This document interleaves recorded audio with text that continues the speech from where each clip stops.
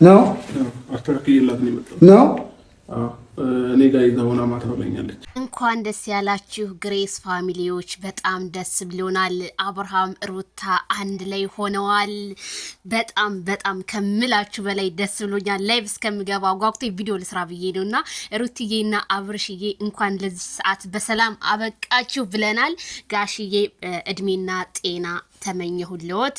እንዲሁም ጽጌ እንግዲህ ካሁን በኋላ ከአብርሃም ጋር 10 ሜትር መራቅ አለብሽ እላለሁኝ ማለት ነው። ግሬስ ፋሚሊዎች በድጋሚ እንኳን ለዚህ ሰዓት በሰላም አደረሰን። ካሁን በኋላ ፍቅር፣ ሰላም፣ አንድነትን መተሳሰብን ነው። እንግዲህ ሩትዬ ቀናበይ ካናዳው ነገር ይሄ ካናዳ እንደወደዛ መሰረዝ አለበት ነው የምለው እና ጋሽዬ እንደዚህ ማስታረቀውት በጣም ደስ ብሎናል።